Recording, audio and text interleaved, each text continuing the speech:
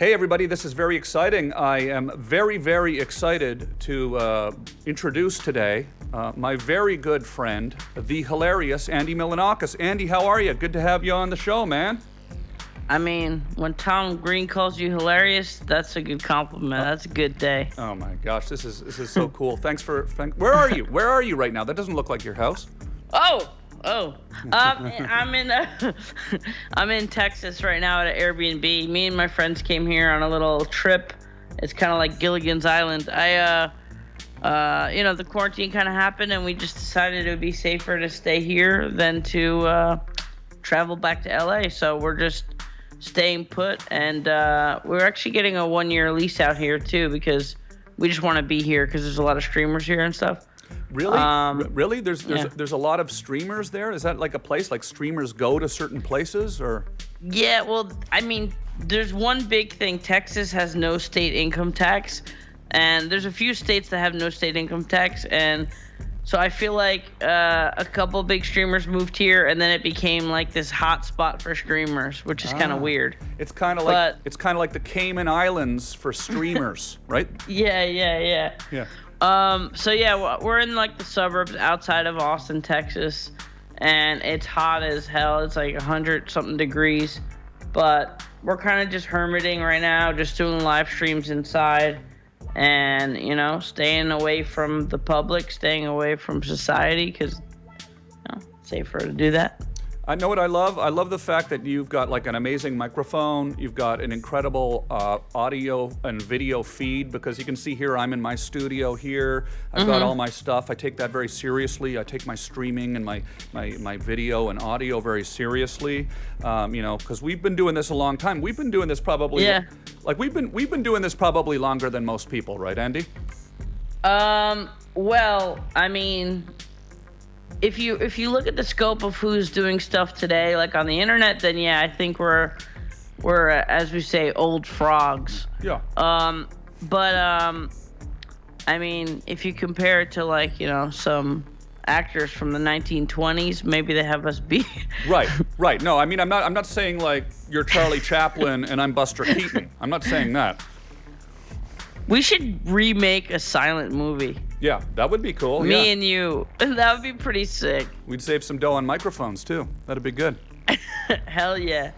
So go ahead, man. No, go ahead. I'll let you go. Well, I was gonna say I wanted to kind of like start out because like where it's kind of like semi-serious, right? Because then the people tuning in to my podcast kind of feel like they're watching a real show, and then when it devolves into complete lunacy, right? Then it's fine. Yeah. Yeah. It has a little bit of a backbone, and then we start acting like fucking idiots. Yeah, like a foundation of it's a normal show. I'm talking to Andy Milonakis and gonna ask some serious questions, but then it turns into like complete lunacy, right?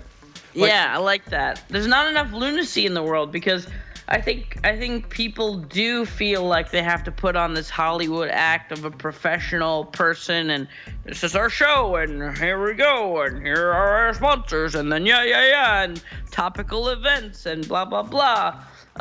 It's nice. You don't have to be like that. You can if you want, but there's also room to act like a wacky fucking weirdo. You know what I mean? And that's a lot of times you gotta think about who your viewers are and what's going to be an entertaining show to them.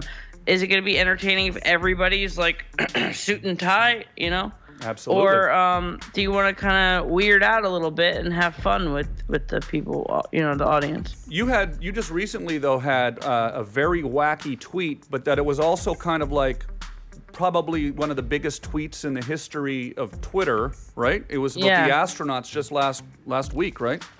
Yeah, that was kind of crazy. I always see something retweeted from someone that has like not a lot of followers, and I'm looking at like someone that has like 100,000 retweets on something, and I'm kind of jealous. I'm like, how come I never get tweets that just blow up like that? And it just happened. I guess it was a little slice of social commentary. It was nothing too crazy. It was just a quick little one-liner that I thought of when I saw the SpaceX Yeah. launch, and it just got crazy. I cracked up. I loved it. It's two astronauts. Can you read the tweet for me? What is it? Two astronauts left Earth today. What is the tweet again? It says congratulations to the astronauts that left Earth today. Good choice. Right. Congratulations to the astronauts that left Earth today. Good choice. Because the world's a crazy place right now, isn't it? But you don't really talk politics on your streams and stuff, do you? I don't talk too much about politics. I feel like, after that tweet blew up, my replies to that tweet got really political, and obviously the scope of the world is crazy right now, with the protests and the riots and the pandemic. But I try to keep it more on the silly side. But I think that with the whole Black Lives Matter thing, I feel like I'm torn, right? I feel like I should be responsible and help people retweet things that are going on right now, because I'm safe and sound in my nice Airbnb in Texas while people are out there risking their lives and going through all this crazy stuff. And if all I have to do is retweet something that's like a petition or exposing, some of the crazy dirtiness that's going on, I feel like somewhat responsible to at least help out a little bit, It is amazing how negative it gets so fast, and that's why. Yeah. But I think there is a service that you are providing for people, right? You're providing a service of putting something out in the world that is light and ridiculous and hilarious and not and strange and weird and completely unconventional, and not doing what seemingly every talk show host is doing right now, which is, and then it's not just about the current situation. It's what's been going on for the last few years, talking about politics, talking about the news, and it's kind of a nice little break from that to come check out your stream, isn't it? Yeah, I definitely keep it light. A lot of people are quarantined now, especially, so people come in, and even if I don't put on some crazy show, they always thank me for just being there and being live, so they have someone to spend time with. Whether we're watching a food show or I'm freestyle rapping or playing poker or whatever it is, what it is actually is just it's company. You know what I mean? Like it might be different than being in the same room with someone, but if you could turn your screen on and virtually hang out with someone and have a back and forth with them, because that's what's great about live streaming. It's a two-way street. It's not like YouTube videos is a one-way street, but when you have communication back and forth and you could say something and get a response, it kind of feels more like the environment of like you're hanging out with someone, It's so cool. And you take it so seriously, like you actually go around the world with the sole purpose of streaming. And you stream to Twitch, right? Is it mostly to Twitch? Yeah, it's Twitch. My main thing that does well is traveling. I was a big Bourdain fan, still am. R.I.P. to him. And for me to get to go to like Tokyo and go visit my family in Greece, but only live stream it instead of making edited videos, people get to see raw, uncut stuff that happens, whether I meet a stranger or get into like a sticky situation with someone. They get to experience while it's happening. So I think, it's kind of a little bit addictive to watch, because you're not just seeing like some show that's replayed 2 years later. You're like, all right, I don't know what's going to happen next. And sometimes it's just chilling and going to touristy spots, but sometimes some funny, interesting things happen. Like I was like freestyle rapping. There was a guy doing a beatbox in Tokyo, and I just got on the mic and I started freestyle rapping. and then the cops came to shut him down because he was making too much noise.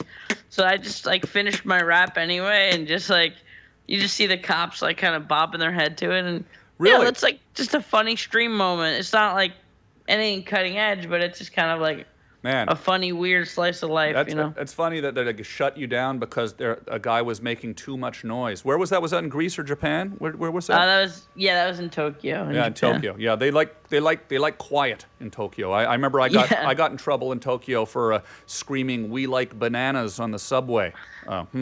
Yeah, I but- think your Tokyo stuff was the best comedy I've ever seen in Japan in my lifetime. Was your stuff in Tokyo? are you talking about when we hung out? No, well, that was really good too, and that was legendary. And my stream was super happy to have you on. But your actual Tokyo subway hour, Oh yeah, yeah. like I don't think, not to kiss your ass too much, Yeah, no, it's okay. but You can. I don't mind. I don't think I've seen anything funnier as far as content in Japan is your Tokyo subway hour. Well, I think you have Insane. a very similar quality to the way you approach man on the street stuff. Because I've always felt like it's Mm-hmm. important to be nice to people, even while you're confusing the hell out of them. You know, like be loud, be confusing, but don't be mean. And I find and be respectful, Yeah. but even though you're confusing them. I've always felt like that kind of makes it funnier. But you know, it's funny because when I was in Japan. Doing stand up last year, I did an Asian tour, and then it just so happened that you just happened to be in Japan at the same time, and we Or I was following you. yeah. Were you were you following? No, I was already there. But my chat room informed me. They're like, "Yo, I know you're friends with Tom. He's in Tokyo." I was like, "Oh shit, I gotta hit him up." Isn't that so cool? Like that's literally how it worked, right? Like I didn't Yeah. know you were there. You didn't know I was there. But then Mm-hmm. your Twitter followers told me and you that we were there, and then we met and we ended up meeting there, and we ended up Mm-hmm. Yeah. going out and spending the whole day. And you had this crazy like live streaming backpack on that was like out of the Jetsons or something. It was like the future live streaming, high quality Yeah. live streaming.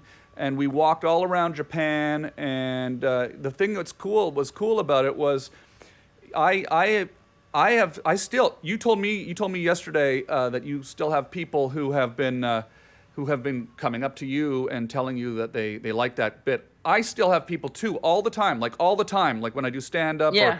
or on social media, they say they love the time that me and you went around on your Twitch stream, and so that was pretty cool. That's pretty huge, huh? That was great. That was great content. I mean, we were the Material Girl. We were doing karaoke, and I remember one of the funniest moments was when I was telling you about how, you know, the chat room is really useful. If I lose my bag somewhere, they'll be like, "Oh, you left your bag in the cab," and I'll run and go get it. And you created a whole improvised song called "Thank You for Finding Andy's Bag." You know what I loved about that day? It was just stream of consciousness, literally stream of consciousness. Yeah. And it was kind of exciting for me because, you know, I've always I never had one of those streaming backpacks before, but Yeah. I kind of understood they existed, and I always thought it'd be fun to just do a live stream walking around with that. And Yeah. and we were in Tokyo, and there was stuff going on everywhere, and it was constant stimulation everywhere, people coming everywhere, and then it was just a crazy day, and it was just one thing after the other, one thing after the other, one thing after the other. Then we walked into a karaoke thing, and we did Yeah. karaoke, and we didn't even decide in advance like what we were going to do, and it was just No, kind of like, that's you want to the do best. karaoke, and it's all streaming, and everyone's watching us figuring it all out. It was awesome. Yeah, that's the best way to do it. No plan.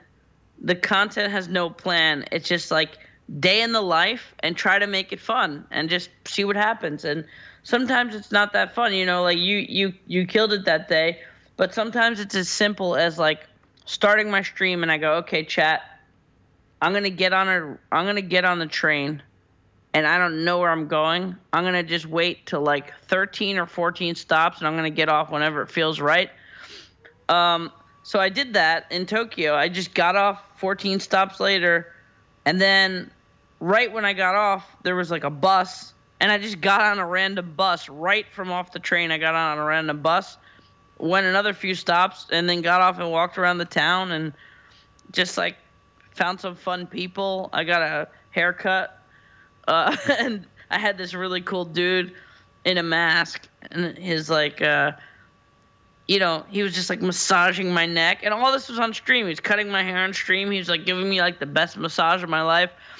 And it was just, that's not as funny as like the stuff that we did, but it's kind of just fun to have like a weird random day, roll of the dice and see where it takes you, So you must have like a very close relationship with your fans, right? Because you've been doing this a long time. You're very personal with them. You open your entire life up. You've been doing that for longer than anybody that I know. Like, I've been streaming from my house for a long time, and I do that quite a bit. But you seem to do that even more than anybody. Like, you're always late night, hanging out with everybody. Like, how many of your fans do you know personally? You must know so many of them from over the years, right? Oh yeah, I definitely have met a lot. I remember in recent, like maybe like a year ago or so, I was just drinking a bottle of wine, streaming at my apartment. Was in West Hollywood at the time, and I just said, "Okay, here's the deal. I'm gonna invite like 10 of you guys out to Korean barbecue. It's my treat." But I want to make sure I'm not getting trolled and I don't have any like crazies meet up with me. So I want you to send me your ID. I want to make sure it's a California ID. I go black out your ID number, black out your birth date, and even black out your name if you want. Send me a California ID and I'll send you the address.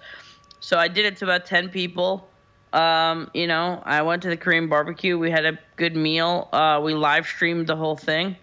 And then, went on our separate ways. But that type of stuff is cool, I like that stuff.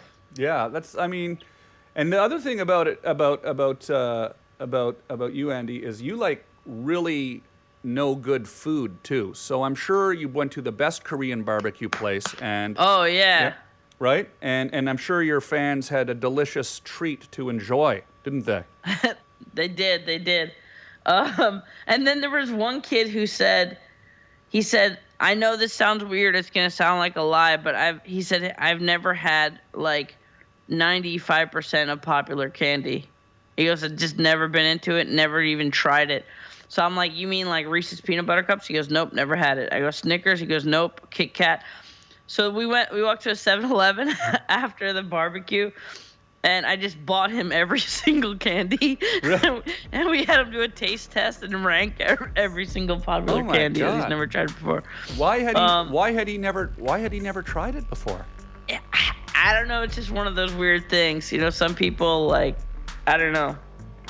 There's people who tell you like, they were born in the 70s and they've never seen E.T. or Star Wars. There's just some people who just.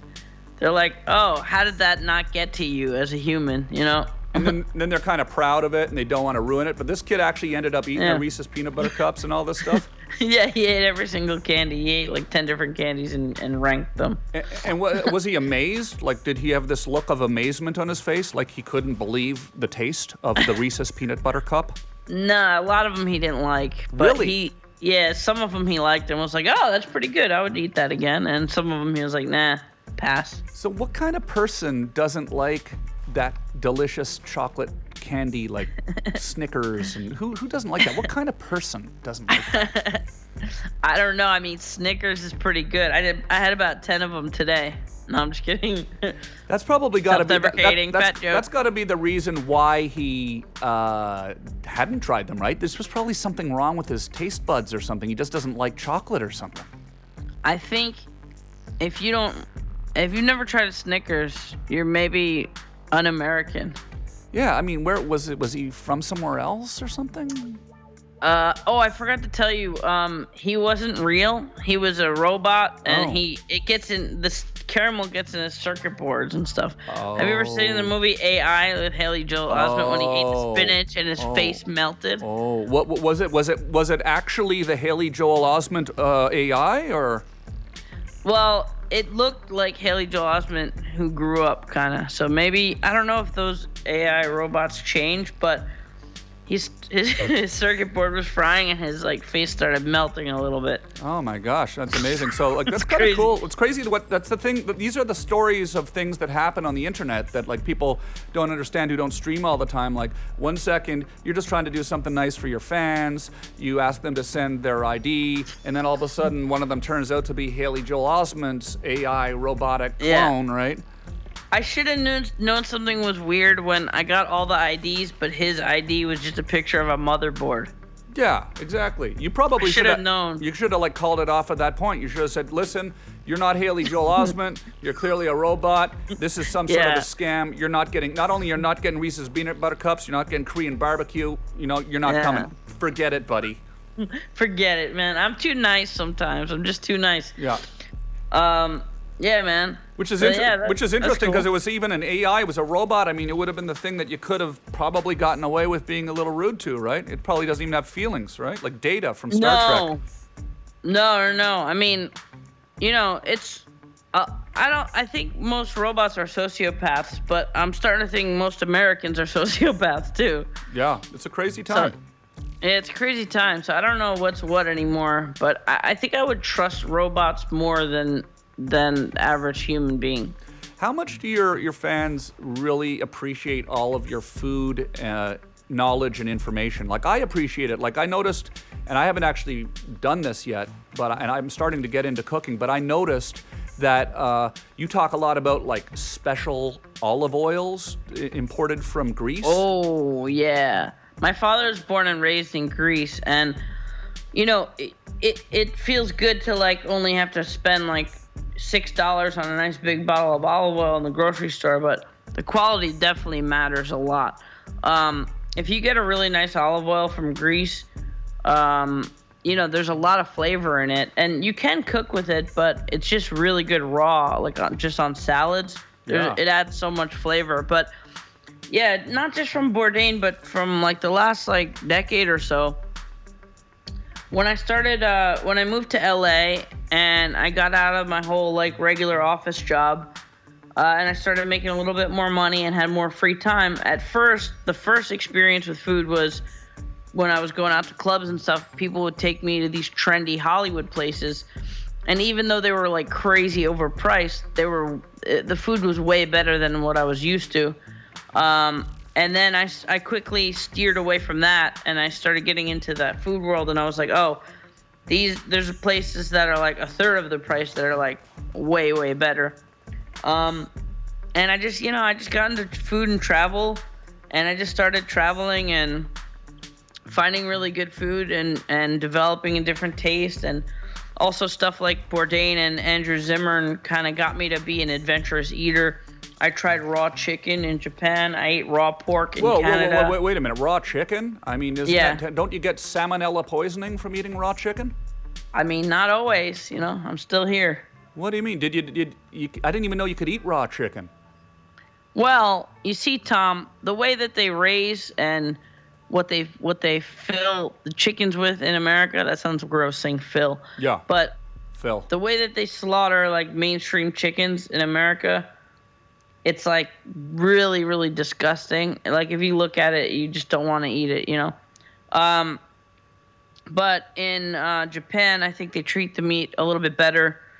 It's more like free-range chicken. They're not like giving chicken like antibiotics, and you know, the chicken in America, it's sad, but there's like cages where they're like they can't even walk. They're like so clustered together, and I'm one of those guilty meat eaters where I'm like, ugh, I wish I could just stop being an asshole and just be a vegetarian. But like, yeah, I think it's safer to eat. You know, it's still probably a little danger, but it's safer to eat raw chicken in Japan than in America. I'm pretty sure. Yeah, geez, I don't know. What did it taste like? Was it any good? It kind of tasted like chicken. Of course, that makes a lot of sense, right? You know, I didn't really like it, honestly. It didn't really have that much flavor, but what I did like is in Canada, it was an off-the-menu thing, like a hush-hush thing. But I tried raw pork, like carpaccio, yeah, and that was amazing. That was really, really good. Yeah, and you also, I mean, are you still drinking the booze too? Because you often have some nice whiskeys and things like that, nice scotches, I've Oh, noticed. yeah, I haven't been drinking a lot of scotch lately. It's a little heavy for me lately, but I have the one drink I still drink. I haven't been drinking a lot, but the one thing I drink, it's the number one after dinner drink in the world to me. It's called Fernet Branca. I don't know if you ever heard of it. Okay, is it kind of like It's Zambuca or something like that? not exactly, but it isn't. It's an amaro, and it's made with a lot of bitter herbs. Okay. And the way our Is it kind body, of like a grappa or something like that? it's the only thing I can compare it to. It's more of like if you ever tried Jägermeister. Oh You know yeah, how yeah. Jägermeister is All made right. with a lot of herbs. Oh yeah, I've tried that. All right, that's for sure. Yeah. Okay, Oh, God. so Yeah. Fernet Branca is kind of like Jägermeister, not as sweet, and it's a little more menthol flavor. Oh yeah. But basically, the way our body treats like bitter herbs, when you're really full after dinner, the herbs like our body sees something like bitter and it thinks, oh, this might be poison. Let me like speed up and get rid of it. And it kind of cuts our full feeling. So I really like it. It's kind of an acquired taste. It's very gnarly. It's very bitter and kind of minty.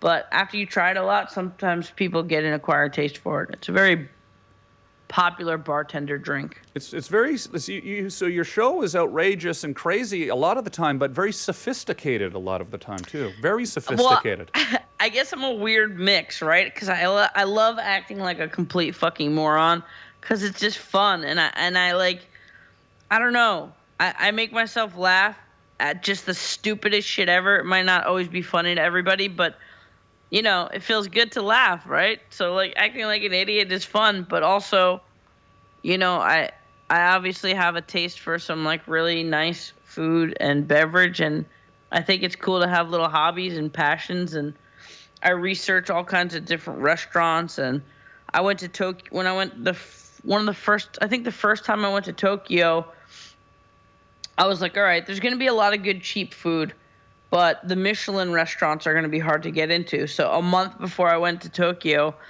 from America, actually on Skype, I just started calling like a bunch of Michelin restaurants, Michelin star rated restaurants. I love those Michelin in restaurants Tokyo. because for me it's always great because whenever I need to get my tires rotated and get something to eat at the same time, it's always great. Yeah. I love the tire themed restaurants where they put a bunch of food in the empty tire. Yeah, absolutely. And then you just eat the food out of the tire. Yeah. That shit is really good. And then dude. the funny Michelin man comes and serves everything in the bubbled out suits and all that stuff. I love it. Yeah, the marshmallow man. It's like Stay Puft Marshmallow Man is the Michelin man. Yeah. And you just get to eat marshmallows. Yeah. I love marshmallows. Yeah, it's like I'll have some spicy tuna and crispy rice and some all-season radials. Dude, get that Pimp My Ride. It could be like Pimp My Food. Damn, that would be sick. We went to sushi in Tokyo together before we streamed that too. Yeah, you took me out. You took me out for sushi. That was really good. That was nice of you. Thank you. Yeah, no, it's nothing. We gotta once the quarantine stuff dies down and we're both in Cali, we need to go to like a top place because that place in Tokyo we went to was like definitely good sushi, but it wasn't like top level. You know what I mean? What's your favorite sushi in Los Angeles? There's a place called Shunji in Culver City. It's Shunji. Okay. Actually, I didn't find out about it through Jonathan Gold, but Jonathan Gold was like a really famous LA food writer who recently passed away, and it was one of his favorite places also. They have like, a bunch of magazine articles on the wall. It's a really weird place. It's like shaped almost like octagonal or hexagonal, and it used to be like an old barbecue place. Really, really, really high quality omakase. And a lot of the times when you go to Shunji, you could go to a place in Tokyo for the same price, and you could be like, I don't know which one was better. They both were like really, really high quality. I think the two places in America that you could get, as Tokyo level quality is like New York City and LA. You could get some top sushi in those two places. Man, it's such a specific thing. Probably I would think that probably most of your, do most of your viewers even eat sushi? I mean, sushi's kind of a pretty fancy pants thing, isn't it? Yeah, it's kind of a mix. Like a lot of people in my stream are like, "You're crazy! Like you got to cook that thing. Fuck that." Or like I'll do a cooking stream and I'll cook a steak medium rare. And granted, I'm not good at cooking steaks on like in a frying pan, but I just did what I could here, you know. But they're like, when I cut it open, they see like a little bit of pink, and they're like, "Ew, it's raw! Ew, it's raw! Cook it more!" And I'm like, "You guys are fucking idiots if you like fucking well done steaks. Just eat a piece of fucking shoe leather instead." Now, tell me a little bit more about Twitch, and tell my listeners and viewers where and how they can watch your show and when it's on and how often it's on. Obviously, you're on Twitter and you're on Instagram and all of these things, but what's the Twitch side of things? How's that work? It's just twitch.tv/Andy Milonakis, and I've been streaming probably like 6 days a week just because we're quarantined. You know, just to be honest, they're not the most exciting streams right now since I'm not being able to travel. It's a little more exciting when I get to travel around different countries and show people. It's a good plug. Travel show. Really build it up. Well, you know, I'm not going to be like, "Yo, come watch my stream, man. I'm going to be on the top of the sky tree in Tokyo." You know, it's going to be like me sitting here drinking water, being like, "Hey, Billy, how you doing? We're going to watch a video now." You know what I mean? You know what? That's sometimes I think that probably is more than enough. Like I find this true for me, and I'm sure it's true for you when I watch. It's like, it's not about necessarily, you don't have to go to Tokyo. Sometimes when you're like stuck at home and you're bored in the quarantine, you end up doing like goofier stuff than you would have done if you'd gone all the way to Tokyo, right? Yeah, no, that's true. And like I said before, it's all about just being there. If someone's bored in quarantine and multiple people are bored in quarantine, you turn on your stream and they have someone to chill with. And you get a back and forth from the streamer because it's live. And you know, I get a little goofier when I'm in my LA place. I just got a green screen and I got like a weird pink couch that I want to start doing more characters and weird shit like that on. I'm actually gonna start a new show. It's gonna be a weekly show on Twitch where I highlight some of the new creators on the platform that aren't getting a lot of attention, and it's gonna be kind of like a game show where to see who the best streamer is, and whoever wins, I'm going to give a lot of attention to. I'm going to host their channel. I'm going to stream with them and try to blow them up, you know? Andy, man, this is awesome. You know, listen, we're both MTV alumni, right?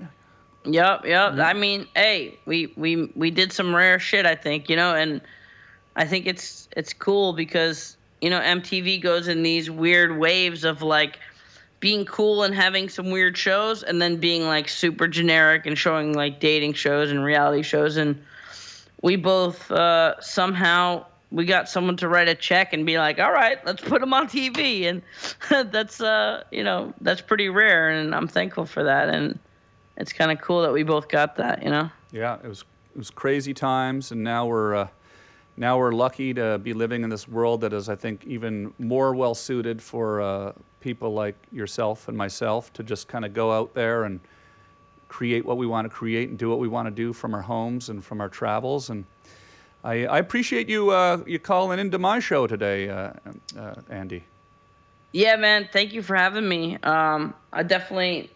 Maybe next time we'll skip the discussion and we'll go right into acting like fucking idiots. Yeah, I mean, you're welcome to come on my stream too. We can totally act like idiots for like a minute or two now if we want. If we just want to do that for a minute or two.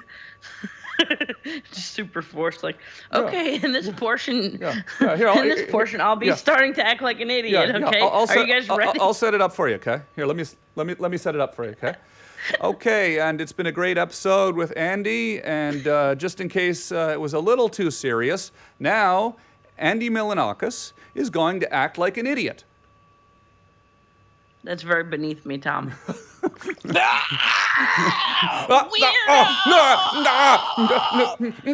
feel the water on my balls. Water on my balls. I'm not joking. There is water on my balls. I'm appalled at the water on my balls. I'm appalled at the water on my balls. I'm It's kind appalled. of I'm cold, appalled. but I'm not appalled. too really. I'm appalled. I'm appalled. I'm appalled. I'm appalled. I'm appalled. I'm appalled. I'm appalled. I'm appalled by the water on my ball. I'm appalled by the water on my ball. I gotta say ball because I only have one. Appalled by the water on my ball. I'm appalled. I'm appalled. I'm appalled. I'm appalled. I'm One appalled. ball, uni nut, uni nut. You the nut, you the nut, you the nut, you the nut, you the nut, I'm a nut, you the nut, you the nut, you the nut, you the nut, you the nut, you the nut, you the nut, you the nut, you the nut. One ball, water on the ball, on the ball. You ever say a regular word and it starts to sound weird? Oh, Like yeah. The. Yeah. Oh, yeah. The.